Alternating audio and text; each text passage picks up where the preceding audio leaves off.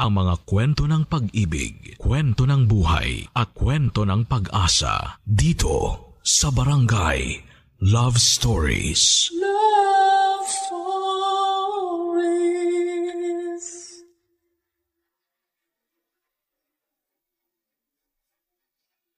Kaya naman talaga tayo may kaibigan ay para magkaroon tayo ng karamay bukod sa ating pamilya. Ngunit, ang pagdamay ay meron ding limitasyon. Lalo na kung may pagkakataong ang isa ay nagiging abusado na. Ikaw kabarangay, nagkaroon ka na rin ba ng kaibigang umubos ng iyong pasensya? Dear Papa Dudut, isang pagbati po sa inyo at sa mga nakikinig sa inyo ngayong araw. Ako po si Syra, 30 years old, taga Davao at mula rin po sa may kayang pamilya. Pero pinili ko pong mamuhay ng mag-isa para matupad ang mga pangarap ko sa buhay. Ayaw ko po kasi na masabihan ako na nagkatrabaho lang o nagkaposisyon dahil sa mga magulang ko. Mataas po kasi ang posisyon nila sa isang malaking kumpanya na hindi ko na lamang po babanggitin kung anong pangalan. Relationship manager po ako sa isang bangko at masasabi ko pong nakakabuhay na rin naman ng pamilya ang sweldo ko. Nang umalis po ako sa amin ay nagrent na lamang ako ng bahay sa isang subdivision. Hindi naman po yung kalakihan at hindi rin po kamahala ng upa. Simple lamang po talaga yung bahay, may isang kwarto, may maliit na sala, at may 2 CR. 2 po kaming nagbabayad ng 2 years ko, naka-live-in na si Rocco. Tuwing walang pasok ay nagluluto kami ng street foods at kung ano-ano pang mga putahe na tinitinda namin sa labas. Marami naman po kaming nagiging customers kaya nakakaipon din kami roon ng pandagdag sa pambayad namin ng mga bills. Pangarap naming dalawa na makapagbukas ng sarili naming restaurant. Kung tutuusin ay pwede naman po kaming mangutang na lamang ng puhunan sa mga magulang namin o kaya ay mag-loan, pero mas gusto po kasi namin na galing talaga sa savings yung gagamitin naming panimula. May kababata po ako, Papa Dudut. Lottie ang pangalan niya at mas matanda siya ng 2 taon sa akin. Nagkakilala kami noon dahil mag-best friend ang tita namin. Same school kami noong high school kasi sa public po ako noon nag-aaral. Pero noong college ay nagkahiwalay na kami at yung huling balita ko po sa kanya ay nag-stop na siya sa pag-aaral. Last year lang po nang mag-chat siya sa akin para magpaalam kung pwedeng makituloy muna siya habang naghahanap ng trabaho dito sa Davao City. Pumayag naman po ako dahil hindi naman daw po siya magtatagal. Pero sa katagalan ay medyo nagkaproblema na rin kami ni Lottie. Yung dapat ay 1 buwan niya lamang sa amin ay umabot na po ng mahigit 2 buwan. Kaya nagpresenta na siyang tumulong sa pagtitinda namin para araw-araw na kaming kumikita roon. Sinasahuran din naman namin siya daily pero sa una lang po siya masipag. Kalaunan ay napapadalas na ang hindi niya pagtitinda at unti-unti na ring lumalabas ang katamaran niya, Papa Dudut.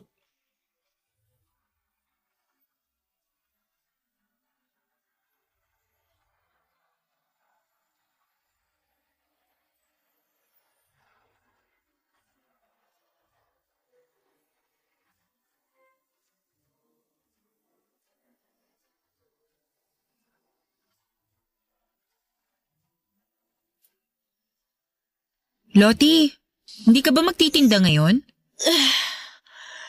Hindi na muna. Bakit naman sayang yung benta kung di ka magtitinda ngayon?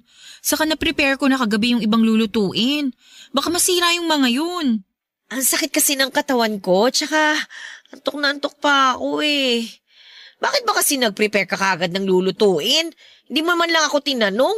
Hindi na ako nagtanong kasi Monday to Friday ka naman talaga nagtitinda, di ba? Saka paano ka kikita ng pera kung ganyan laging dinadahilan mo? Ganyan din sinabi mo nung nakaraang araw na hindi ka nakapagtinda. Ano ba kasing ginagawa mo kagabi at puyat na puyat ka? Ano kasi, may kachat akong afam. Dahil doon kaya ka napuyat? Bakit? Bawal na ba ako makipag-chat? Wala namang kaso sa akin kung nakikipag-chat ka sa kung sinong gusto mo o kahit anong oras ka pa matulog. Ang sa akin lang naman, may business tayo. Okay lang sana kung hindi ka nagsabi sa amin na ikaw na lang munang magtitinda kasi hindi ka naman namin uobligahing magtinda. Kaya naman namin gawin yun tuwing weekend. Ikaw naman? Masyado kang dedicated sa maliit niyong business? Malaki naman ang sinasahod niyo ni Rocco. Kahit malaki yung sinasahod namin, kailangan pa rin namin ng extra income para sa pangarap naming restaurant. Alam mo naman yun, di ba? Malaki-laki rin kasing kinikita sa pagtitinda sa labas. Lalo na ngayon na marami nang nakakaalam na may pwesto tayo at nagugustuhan na nila yung mga paninda natin. Napapagod na rin kasi ako eh. Hindi ko kaya yung gigisingin ng maaga tapos maghapong magbabantay sa labas. Nakakaantok tsaka nakakainip din kaya yun. Kung ayaw mong magtinda, ano palang trabaho yung gusto mo? Gusto ko na maghanap ng ibang trabaho. O sige, kung ayaw mo nang magtinda, kami na lang ulit ni Rocco tuwing weekend. Asikasuhin mo na yung pag-a-apply mo. May nahanap ka na ba? Wala pa nga eh. Maghahanap pa lang. Sana naman makahanap ka na this time. Ikaw naman, parang pinapaalis mo na ako niyan eh. Hindi kita pinapaalis. Para sa sarili mo rin yun. Mahirap kapag nasa ganyang edad ka na tapos wala ka pang sariling pera. Hindi ka laging may mauutangan. Okay naman ako nung may trabaho pa ako. Inalat lang talaga kaya ganito na naman yung nangyari sa akin. Sabi mo kasi nung dumating ka rito may papasukan ka na tapos bigla kang nag-back out. Kaya nga kami nag-offer na ikaw na lang yung magtinda para kumita ka kahit nandito ka lang. Okay rin naman yung pagtitinda pero kasi nakakapagod talaga. Girl, wala namang trabaho na hindi nakakapagod. Kahit nga utak at kamay lang yung gumagana maghapon, nakakapagod pa rin eh. Ano palang gusto mo? Maging tambay ka na lang forever? Real talk lang ha. Hindi kasi pera yung lalapit sa'yo. Kailangan mong kitain yun. Sorry naman. Pero alam ko naman yun eh. Ang hirap lang talaga maghanap ng trabaho ngayon. Mahirap kasi hindi ka naman naghahanap. Ang ganda na nga ng trabaho mo last time, di ba? Pero sabi mo, nagsawa ka. Hindi pwede yung gano'n na kapag nagsawa ka na sa trabaho mo, aalis ka na. Bukod sa masisira ka sa employer mo, nakakahiya rin kasi pinaasa mo lang sila na tatagal ka, pero hindi naman pala. Kung makapagsalita ka naman dyan, parang boss na rin kita. Sa true lang tayo, Loti. Kung sa iba pa yan, baka mas malala pa yung marinig mo. Papadudot hindi nagpatalo si Loti sa usapan namin, papadudot ng araw na yon. Marami pa siyang isinagot para depensahan ang katamaran niya. Hindi ko po yun nagustuhan at napansin na rin ni Rocco ang pagiging tamad niya at yung pagiging attitude niya sa akin. Kaya sinabihan na niya akong paalisin na roon si Loti. Ang kaso'y naaawa rin naman ako dahil wala pa siyang matutuluyan. Ilang araw mula nang huminto sa pagtitinda si Loti ay nagchat sa akin ang tita niya na best friend ng tita ko. Kinukumusta siya dahil nalaman daw nitong sa akin siya nakikitira. Doon ko po nalaman na tita pala niya ang naging amo niya sa huli niyang trabaho. Nagtry daw siyang mamasukang kasambahay.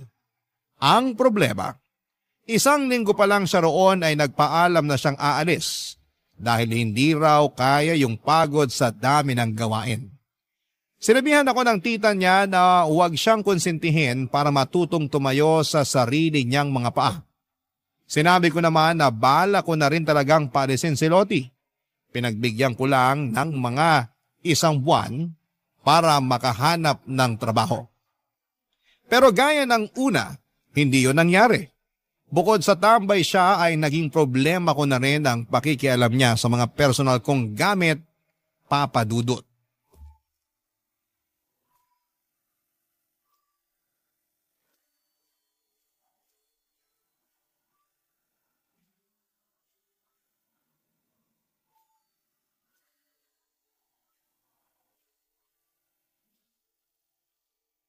Loti, ginamit mo ba yung sabon ko? Ha? Hindi ah. Basa kasi yung sabon ko, tsaka wala na dun sa pinaglalagyan ko nung gagamitin ko na sana. Hindi ko rin naman nagagamitin yon, kaya kung ginamit mo talaga, sabihin mo na lang yung totoo. Oo na, sige na. Ginamit ko talaga yun kanina. Pasensya ka na ha. Wala na kasi akong sabon Nakalimutan kong bumili kahapon. Please naman! Hinahayaan na nga kitang gamitin yung ibang mga gamit dito sa bahay. Pero wag mo naman pakialaman yung mga personal kong gamit. Alam mo namang sensitive yung balat ko, di ba? Kapag may ibang gumamit ng sabon ko, nangangati ako. Ano ba yan? Sela naman masyado. Hindi ko rin naman ginusto maging maselan ako pero iniingatan ko rin kasi yung sarili ko. Kaya nga ako bumili ng gamit na pansarili ko lang, di ba? May stock naman ako ng ibang sabon dyan. Kumuha ka na lang kung hindi ka pa nakakabili. Pero yung ginagamit ko sa CR, wag mo nang gagalawin. Pasensya na, hindi na mauulit. Sinabi mo na rin yan last time pero naulit pa rin. Kaya nga nakikiusap na ako sa'yo ngayon. Hindi naman kasi dapat nagsishare ng sabon Pati towel ko ginagamit mo na rin. May sarili ka namang towel. Bakit hindi yun yung gamitin mo? Nasa labahan pa nga Next week pa ako maglalaba. Isa pa yung mga labahan mo. Puno na yung laundry basket dun sa likod. Kung next week ka pa maglalaba, wala ka na niyang isusuot. Pati ba naman yun? Papansinin mo pa? Paano ko hindi papansinin? Kung kaagad yun ang makikita kapag binuksan yung back door. Paano na lang kung bigla kaming magkaroon ng bisita? Nakakahiya naman kung makikita yung nakatambak na labahan doon. Saka hindi lang ikaw yung nakatira dito sa bahay. Minsan pinupulot ko pa yung mga panty mong nakakalat sa laundry area. Bakit kasi hindi mo na lang hayaan doon?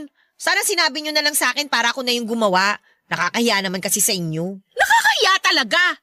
Ilang beses ka na kasi naming sinabihan tungkol sa pag-aayos mo ng gamit mo, pero wala namang nangyari. So paano? Kami pa mag-a-adjust? Ginagawa na nga namin lahat para maintindihan ka, pero lumalabas na parang pabaya ka talaga sa mga gamit mo. Ang sabihin mo, pareho lang kay maarte ni Rocco.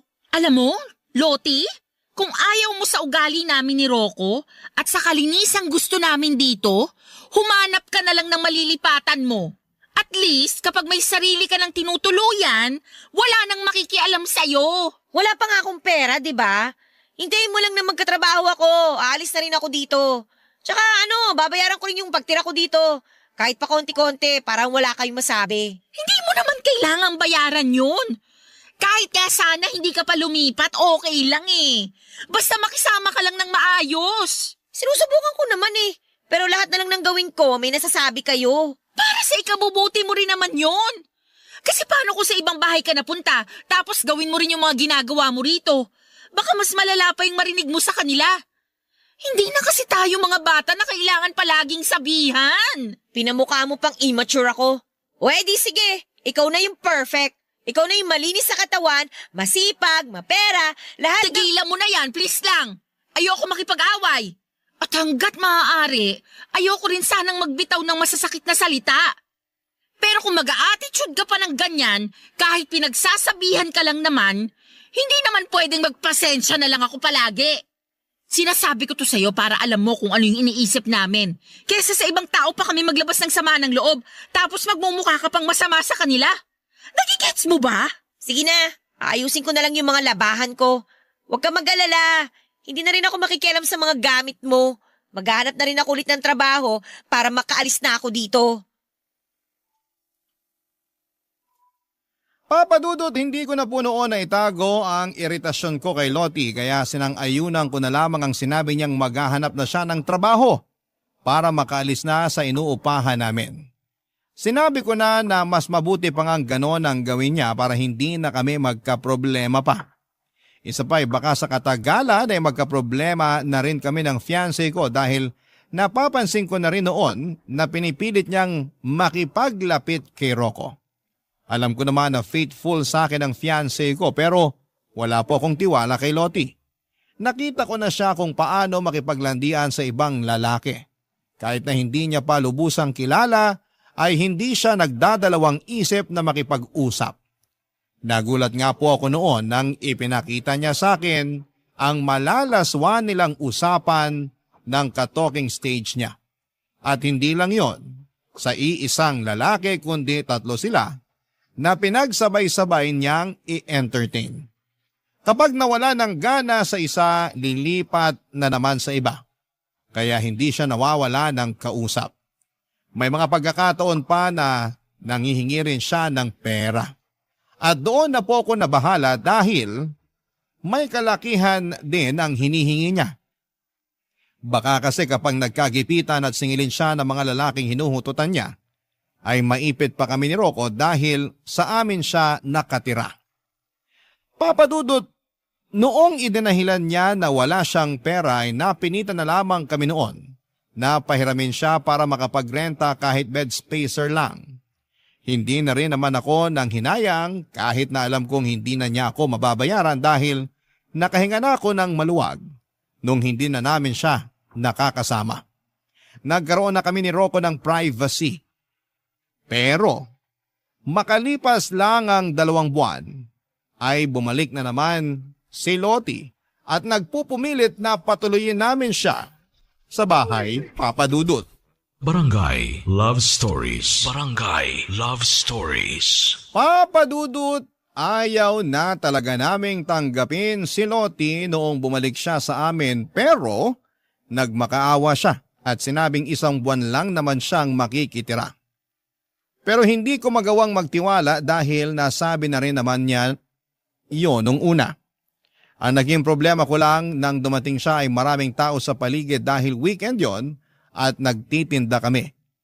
Nagmakaawa na siya sa amin at paiyak-iyak pa siya sa harapan namin ni Rocco. Dahil nahiya na kami sa mga nakakakita ay tinanggap na lang namin siya pero nilinaw namin na 1 buwan lang talaga siyang makikituloy sa amin.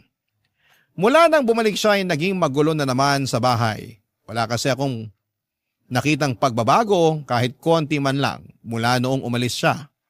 Hindi ko na lang idedetalye kung gaano po siya kadugyot sa bahay at sa mga gamit niya. Pero hindi ko po talaga kaya na makasama sa isang bahay ang ganon katamad at kaburara sa gamit. Hindi naman ako nagkulang sa pagpapaalala sa kanya, pero parang manhid na po siya sa mga sinasabi ko. Mas inuuna pa niya ang pakikipag-chat at video call sa mga lalaki niya kesa mag-asikaso ng sarili niya at ng mga gamit niya. Hanggang sa muli na naman po siyang nawalan ng trabaho. At sa pagkakataong yon ay naka1 buwan na rin siya sa amin, Papa Dudut.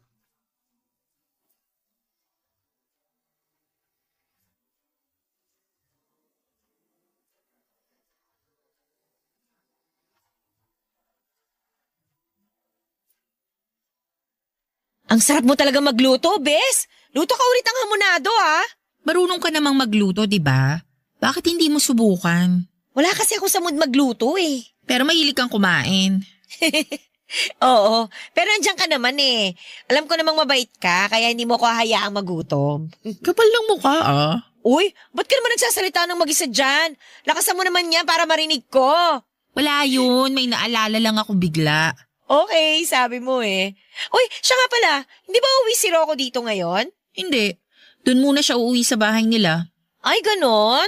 Sad naman. So, wala ka palang dilig ngayong gabi.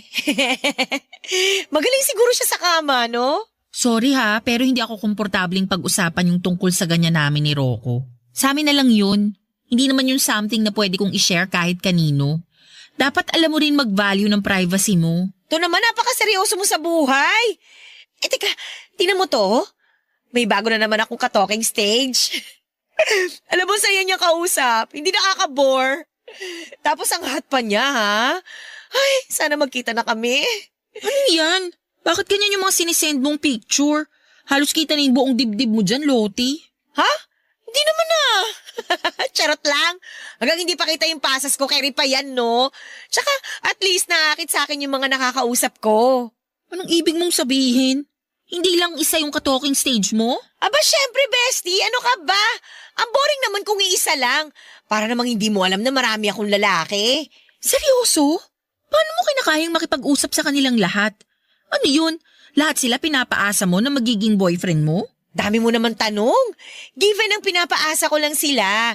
Pero aware naman sila, no? Alam naman nilang naglalaro lang kami. Lottie, hindi magandang tignan sa isang babae na maraming kalandi ang lalaki, ha? Girl, boring ang buhay na walang kalandian. The more the merrier. Tingnan mo ako. Laging masaya kasi araw-araw yung Pasko sa akin. Ay, hindi kita maintindihan. Hindi kasi yan gawain ng matinong babae. Wow, napaka-pure mo naman, girl. Linis yarn. Hindi ako nagmamalinis, Lottie. Hindi lang naman iisa yung naging boyfriend ko, pero never kong ginawa na magsabay ng dalawang lalaki o higit pa sa isang relasyon. Eh di ikaw na yung malinis. Hayaan mo na lang ako. Wala namang mawawala sa'yo kung hindi mo ako pakikialaman, di ba? Alam kong buhay mo naman yan, pero bilang kaibigan mo, pinapaalalahanan lang kita. Kasi may malasakit pa rin naman ako sa'yo kahit ganyan ka. Salamat na lang sa malasakit mo. Pero masaya talaga ako na marami akong nilalanding lalaki. Tsaka single naman silang lahat eh. Paano ka nakakasiguro? Porket sinabi nilang single sila, maniniwala ka na? Sa bilis mong maniwala, baka mamaya may nasira ka na palang relasyon. Lalo na kung ganyan yung ginagawa mo. Nagsisend ka ng picture ng cleavage mo. Hanggat walang nag-PPM sa akin para sabing boyfriend nila yung nilalandi ko, kakalma lang ako, bestie. Ang saya-saya ng ginagawa ko, no? Lalo na kapag nakikipag-SOC ako sa kanila. Best experience! Ano naman yung SOC na yan? Sex on chat! My gosh, ginagawa mo yun? Lottie naman! Hindi safe yung ganun. Ano ka ba? Oy, may rules kami ng mga nakaka-SOC ko, kaya safe kami, no? Alam mo, hindi ko na kinakaya yung mga nalalaman ko. Bahala ka na nga dyan. Papadudot lumaki po ako na galing sa conservative na pamilya.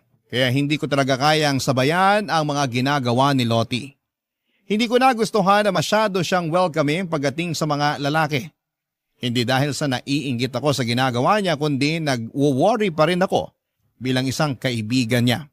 Parang hindi rin naman kasi kaya ng konsensya ko kung may mangyayaring masama sa kanya at hinayaan ko lang yon. Papadudot. Nang minsan akong mag-invite na mga kaibigan ko sa bahay, nagpatulong ako kay Lottie sa pagluluto. Mga kaklase ko noong college sa mga bisita ko. Matagal na raw kasi nilang gustong makipag-bonding sa akin, pero dahil masyadong busy sa trabaho ay hindi ko sila ma-meet. Linggo noon kaya walang pasok bali 3 lalaki at 2 babae po yung bisita ko. Wala namang magjowa sa kanilang lahat at parang magkakapatid lang talaga yung turingan namin. Nagulat po ako nang bigla na lang magtanong si Lottie kung anong Facebook account ng mga kaibigan kong lalaki. Nagkatinginan na lamang sila noon at bakas din sa mga mukha nila na ayaw nila yung ibigay. Pero dahil nahiya silang tumanggi ay napilitan na lamang silang ibigay kay Lottie ang mga pangalan nila. Hindi pa man sila nakakaalis sa bahay ay nakapag-send na kaagad ito ng friend request sa kanilang 3. Sabi ng mga kaibigan ko ay hindi naman daw nila ini-entertain si Lottie kaya hindi na ito nag-message pa ulit sa kanila. Pero matapos yon, papadudot ay sinabi sa akin ni Lottie na snub daw pala ang mga friends ko. Lihim na lang akong natawa noon. Hindi naman kasi uubra sa lahat ng lalaki ang paglalandi niya. At isa sa mga lalaking yon ang boyfriend ko na sinubukan na rin niyang landiin, papadudot.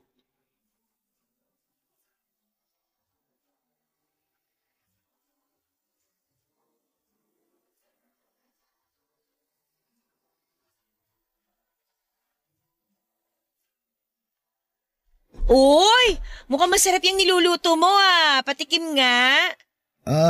Hindi ko pa natitimplahan na maayos. Mamaya na lang. Okay lang. Mukhang masarap naman lahat ng niluluto mo eh. Parang ikaw. Uy, ano ba? Uy! Ba't ka ba nangyayakap? To naman. Nabanguhan lang ako sa'yo eh. Masama ba yun? Hindi mo naman dapat ginagawa yun sa akin. Fiyase ako ng kaibigan mo. Respeto naman oh. Sungit naman. Simpleng yakap lang eh. Kahit na. Saka desisyon ko naman kung sino lang ipapayagan ko yumakap sa akin. Kaya pwede ba? Huwag mo nang uulitin yun. Anong nangyayari dito? Naririnig ko sa CR yung boses ninyong dalawa.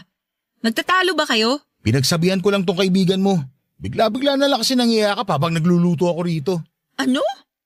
Ginawa mo yon, Lottie? Alam nyo ang OA nyo. Simpleng yakap lang naman yun eh. Pero kung makapag-react kayo, parang nakagawa na ako ng krimen. Simpleng yakap lang? Una sa lahat, bakit mo siya yayakapin? Hindi mo siya boyfriend.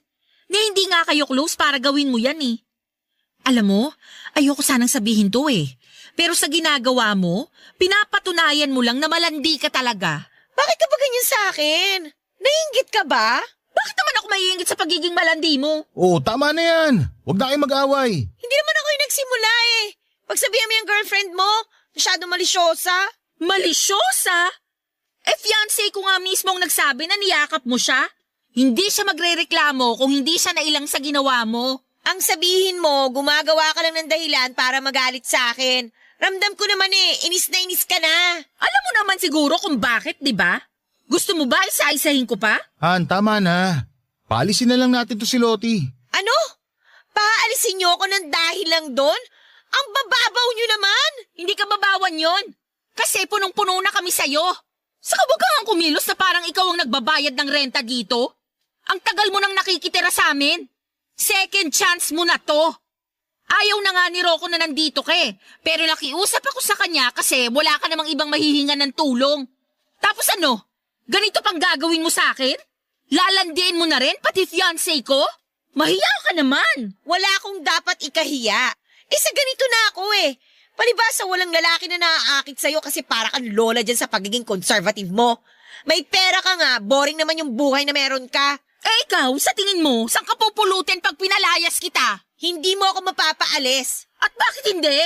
Lottie, pakiusap lang, umalis ka na. Pero Rocco, wala naman akong ginagawang masama ah. Please, kesa lumala pa tong pagtatalo natin, umalis ka na lang. Ngayon talaga?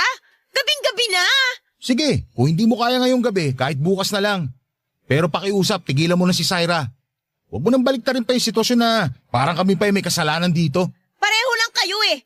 Ang yayabang nyo porke may mga pera kayo. Hindi naman namin pinagmamalaki na may pera kami. Ikaw lang yung nag-iisip ng kung ano-ano dyan, tapos gagamitin mo sa amin para magmukha kaming masama. Ginawa na nga namin lahat ng pag-a-adjust para sa'yo. Kahit na ikaw dapat ang gumawa nun kasi ikaw yung nakikitira. Wow! So talagang pinamumukha nyo sa akin na pabigat ako rito. Tama na nga. Mag-impake ka na lang ng mga gamit mo. Kung bukas mo gusto umalis, bahala ka.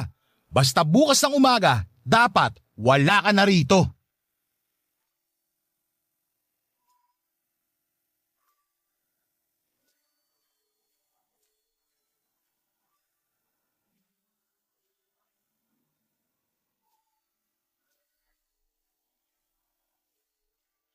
Papadudot mula ng palayasin namin si Lottie ay hindi na siya tumigil sa pagpaparinig niya sa social media. Nagsishare siya ng mga patama para sa akin. Galit din siya kay Rocco pero mas galit siya sa akin. Kaya niya ginawa yon. Friends kami sa Facebook kaya nakikita ko lahat ng mga post niya. Hanggang sa sinadya niya na i-hide yung iba niyang post na minimension mismo ang pangalan ko. May mga mutual friend naman ako na nagmamalasakit at sinesend sa akin ng screenshot ng mga post niya. Hindi ko yon pinansin noong una hanggang sa itag niya na ako sa isang long post na patungkol na talaga sa akin. Nakasaad pa roon kung gaano kasama ang ugali ko at ang pagpapalayas ko sa kanya papadudot. Hindi niya binanggit si Rocco, lahat ng yon ay para lang sa akin. Dahil doon ay marami ang nag-message sa akin at nagtanong kung totoo ang mga sinabi ni Lottie sa post niya. At para naman i-address ang issue ay gumawa pa ako ng isang post para sagutin lahat ng mga tinatanong ng mga nakakakilala sa akin. Sinabi ko po ang totoong nangyari at pwedeng hindi ko na po idinetalye. Matapos yon ay blinako na si Lottie sa Facebook papadudot at hindi ko na po siya kinumpronta. Dahil alam kong hindi rin naman siya magpapatalo. Sa aming dalawa, papadudot siya yung mas maraming masasabi na masasamang salita. Kahit marami pa rin ang nagtatanong sa akin ay mas pinili ko na lamang na manahimik at ipagpatuloy ang buhay namin sa kabila ng mga ginawa ni Lottie. Hindi naman kami ang talo roon dahil ginawa lang namin ang alam naming tama. Para sa problemang yon, papadudot. Barangay Love Stories. Barangay Love Stories.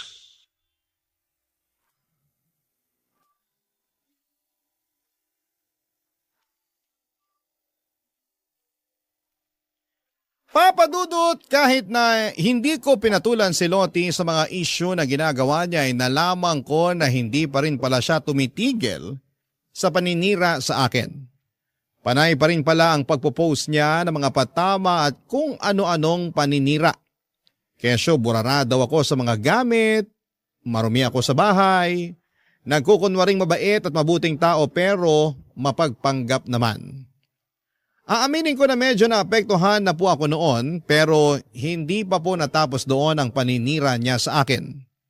Inalam niya kung sino-sino ang mga close friends ko sa trabaho at hindi ko na nga po alam kung paano niya pa nalaman yon. Dahil nakablock na po siya sa account na ginagamit ko. Tanging mga friends ko na lamang po ang nakakakita sa mga post ko. Pero nagulat na lamang po ako noong sabihin sa akin ng isa sa mga malalapit kong kaibigan sa trabaho na nag-message sa kanila si Lottie tungkol sa issue na ginagawa niya sa akin. Sinisiraan ko raw yung mga katrabaho ko kahit na hindi naman yun totoo. Para linawin ang issue ay ipinakita ko po sa kanila ang mga post ni Lottie tungkol sa mga patama at paninira niya sa akin dahil sa pagpapalayas namin sa kanya ni Rocco. Doon ko lang po nalinis ang pangalan ko sa mga katrabaho kong sinubukan niyang i-brainwash. Papa Dudut.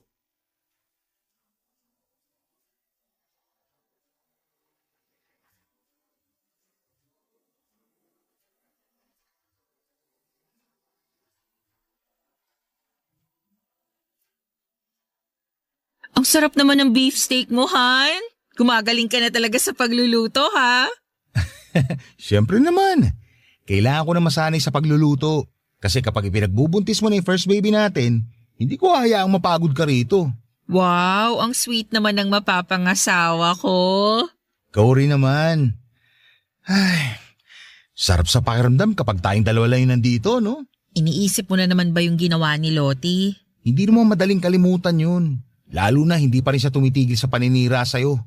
Pwede mo nga siya kasuhan sa ginawa niyang paninira sa'yo sa mga katrabaho mo eh. May ebidensya ka naman. Ayoko na ng guluhan. Saka sa tingin ko talaga parang may mental health problem siya. Kaya hayaan na lang natin siya. Baka mas lalo pa siyang lumala kapag pinatulan natin ang pinatulan. Hindi mo dapat hinahayaang abusuhin yung pagiging mabait mo. Mamimihasa yun. Baka nga hanggang ngayon, hindi pa rin tumitigil si Lottie hanggat hindi kanya nakikitang umiiyak na parang isang talunan. Baka sa susunod, mas malala pa yung gawin niya sa'yo. Hindi naman siguro. Sino yun? Halos gibain na yung gate ah. Halika, tingnan natin. Syra! Syra, lumabas ka dyan! Ay, sabi ko na eh. Syra! Hindi pa talaga tapos si Lottie sa panggugulo sa'yo. Lumabas ka, Ano Syra! kailangan ng babaeng to? Ano na naman ba to, Lottie? Bakit ka nag-iiskandalo rito?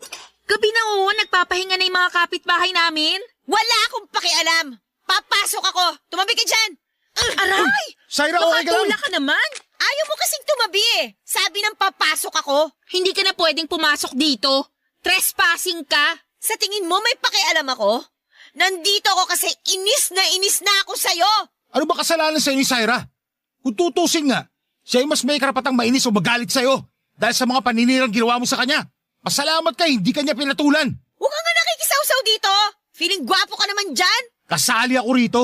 Pumasok ka sa bakura ng bahay na inupahan namin. Kaya bakit hindi ako makikisaw-saw? Umalis ka na nga! Han, hayaan mo na nga muna kaming mag-usap. Kapag sinaktan niya ako, tumawag ka ng tanod. Tanod? Ha! Ako lang to, pero tatawag na kayo ng tanod? Ang hihinaan nyo naman? Bakit ka ba kasi nandito? Hindi pa ba obvious? Nandito ako para guluhin ka. Hindi mo ako pinapansin sa Facebook eh. Nasasayang lang yung oras ko sa kapo-post. Pero hindi ka man lang tinatablan. Manhid ka na ba o sadyang makapal talaga yung mukha mo kaya dinededma mo lang ako? Sa ating dalawa, ikaw yung makapalang muka. Anong karapatan mo na siraan ako? Wala akong ginawang masama sa'yo. Ginawa ko na nga lahat para tulungan ka pero abusada ka. Sa tingin mo may tutulong pa sa'yo kung ganyan yung ugali mo? Kung ayaw mo akong tulungan, pues, dadagdagan ko na lang yung problema mo sa buhay. Uy! Lottie, ano ba? Basag na Parang basag! tanga! Tigilan mo yung mga halaman ko! Bakit ko naman gagawin yon? Alam ko mahalaga sa'yo itong mga halaman mo. Mahal to, di ba? Lalo na itong mga paso na to. Kaya mas maganda kung sisirain nating lahat. Lottie, pwede ba? Tumigil ka na! Ayoko! Kung hindi ka titigil! Ano, ha? Ano? Anong gagawin mo sa akin? Ha? Kaya mo ako? Oo! Kayang-kaya ko tong gawin sa'yo! Oh, loko! Siguro naman ngayon, nahimasmasang ka na! Papa Dudut, kahit nasampal ko noon si Lottie ay hindi pa rin siya tumigil sa panggugulo niya. Gumanti siya sa akin, sinampal niya rin ako at sinabunutan pa. Nagsabunutan kaming dalawa, Papa Dudut, at sa galit ko ay hindi ko talaga binitawan ang buhok niya at pilit na isinubsob ang mukha niya sa mga halamang kong kumalat na dahil sa pagwawala niya. Sa pagpasok pa lang kasi ng gate ay bubungad na kaagad ang mga inaalagaan kong halaman. Kaya yon ang pinagdiskitehan niya. Nang mapaghiwalay kami ni Rocco ay saka ko lang napansin ang mahahabang kalmot niya sa braso ko. Dumating ang mga tanod na tinawagan ni Rocco noong gabing yon. Dinala si Lottie sa barangay kasama kami ng fiancé ko. Papa Dudut, nagkaroon kami noon ng kasunduan sa barangay na hindi na pupunta sa inuupahan namin si Lottie. At kapag bumalik pa siya roon para guluhin kami ay kakasuhan namin siya ni Rocco. Isinama rin namin sa kasunduan na titigilan na rin niya ang pagpaparinig at paninira sa akin sa social media. Babayaran niya rin ang mga nasirang paso at halaman na binili ko pa noong kalilipat pa lamang namin. May kamahalan pa naman po ang mga yon kaya hindi talaga ako pumayag na hindi siya magbabayad. Para na rin po bigyan siya ng leksyon sa ginawa niya. Mula nang mag-usap kami sa barangay ni isang sorry ay wala kaming natanggap mula sa kanya.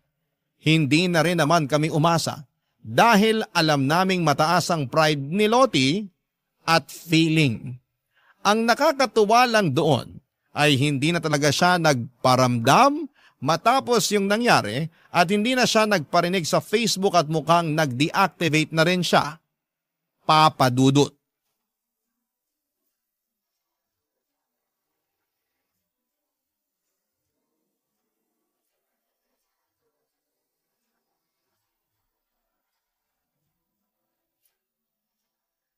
Han, nag-o-open ka pa ba ng Facebook account mo?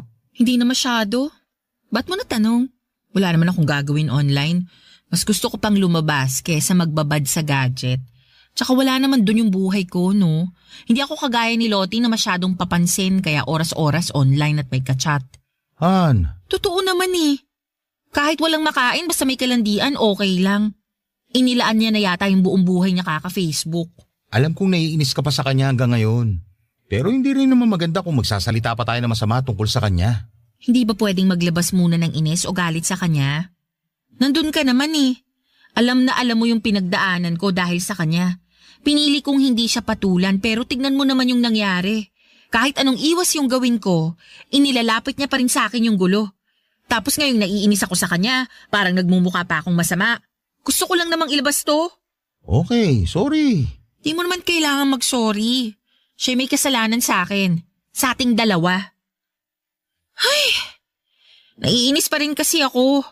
Siguro hanggat hindi gumagaling tong kalmot niya sa braso ko, hindi ako makaka-move on.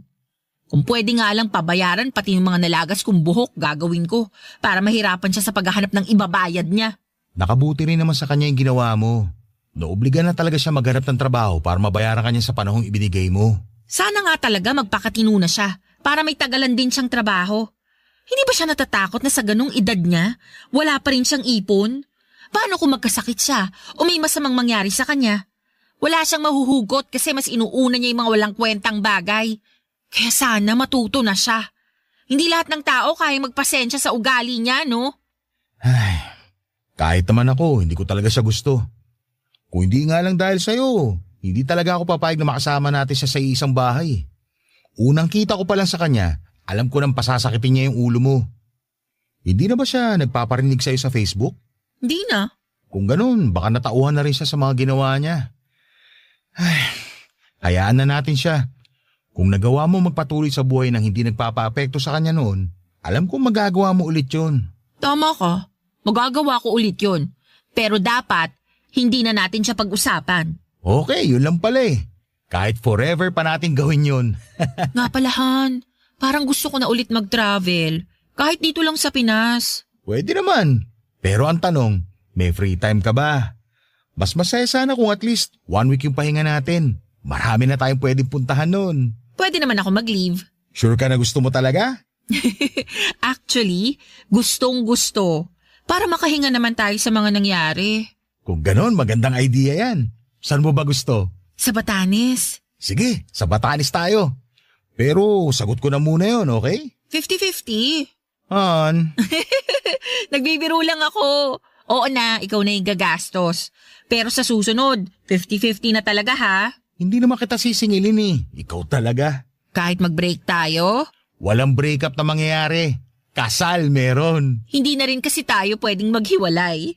Kasi engaged na tayo. Kasi, feeling ko, magkaka-baby na tayo. Papa Dudut, sobrang saya ni Rocco nang sabihin ko yon sa kanya.